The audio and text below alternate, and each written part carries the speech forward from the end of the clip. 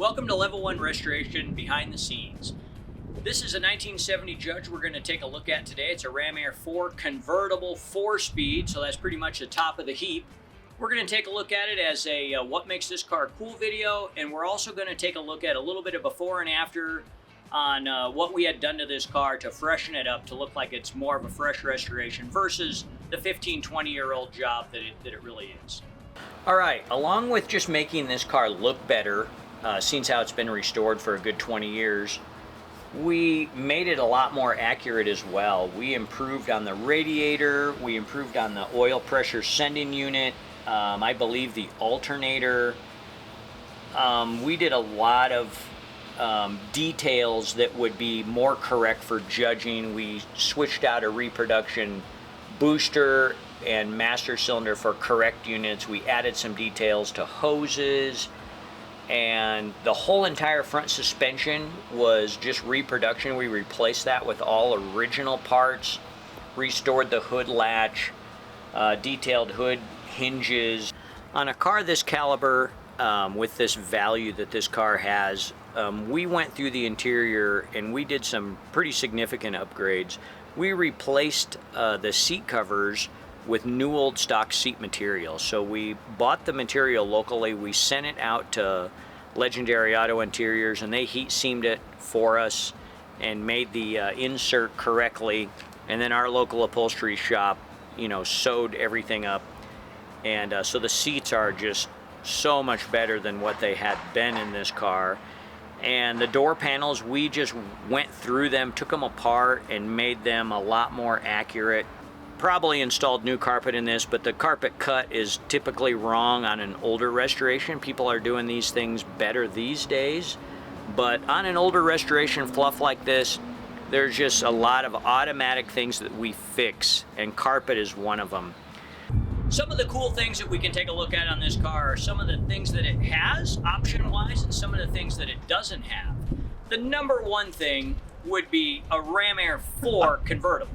So that's huge right there. But I like the hood tack and the gauges, and a couple of cool things it doesn't have. It doesn't have wheel well moldings. For the first time in 70, a GTO doesn't come standard with wheel well moldings, which it doesn't make it look bad, but it certainly is a shame. Pontiac should have wheel well moldings. The one thing I do like I prefer wheel opening moldings, but when it doesn't have them, then you can see how nice the quarter panel is. Yeah, you can see the detail on the quarter panel, which is pretty neat. That's pretty awesome. Yeah, and this one is beautiful in that regard. Beautiful. So, all GM original sheet metal on this particular car.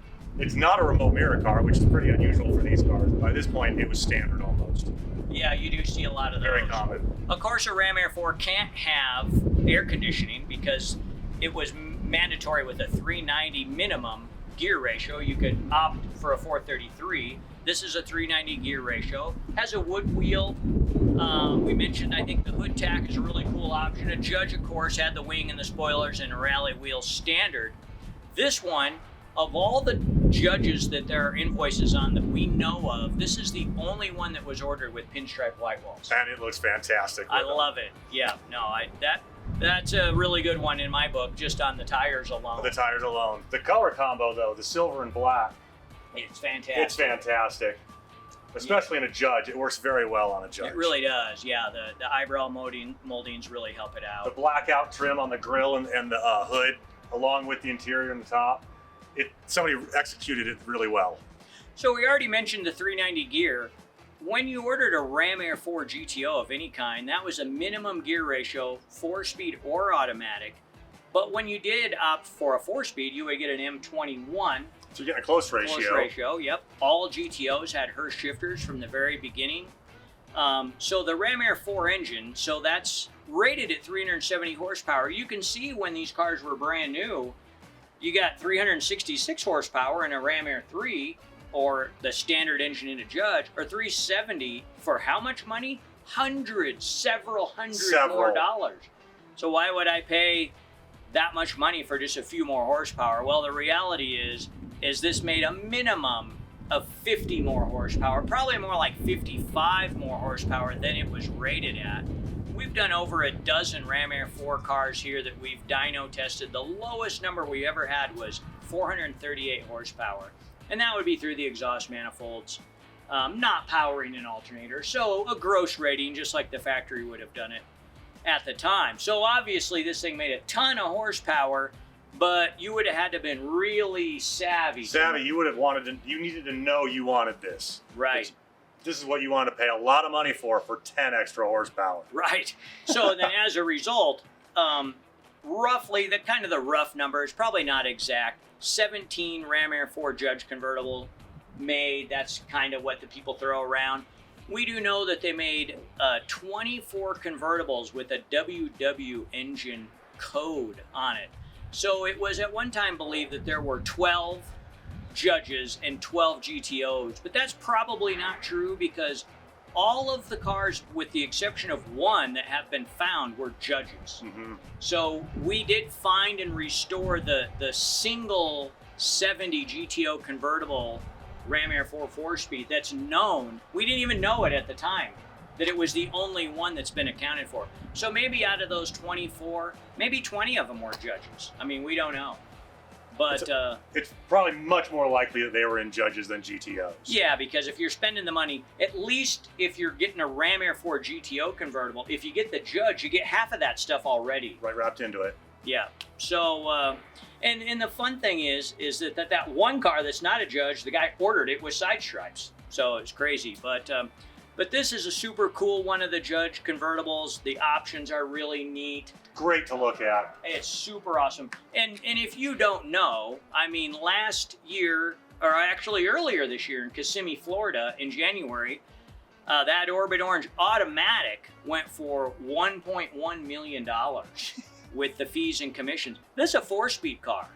And obviously there was a premium on that color.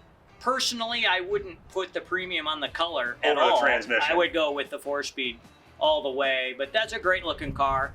The guy that owns is a really cool guy. So that's all cool. We're real happy for him. So what might a 4-speed be worth? In great condition, too. Arguably better. Yeah. I mean, this has new old stock seat material we've done and a pretty fresh engine compartment. The paint and body is still really nice. Good solid quarters. Yeah. So this is a super great car. And I'm not sure in 1970 if I had $5,500 to spend, I might have bought a Trans Am or I don't know, but you could argue that the few people that were lucky enough to order one of these cars could only be one-upped today by a Hemi Cuda convertible buyer. I mean, this is worth more than almost everything else.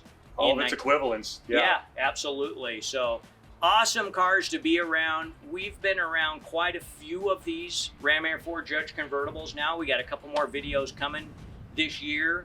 One automatic and one more 4-speed that we'll take a look at. Yeah. And really neat. Really, it's just a real pleasure to get to be around these cool cars. So. We see a lot of them. Yeah. All right, well, thanks for watching. We're going to wrap up this What Makes This Car Cool video. And please like and subscribe if you like these videos, and we will see you next time. Thank you, and come again.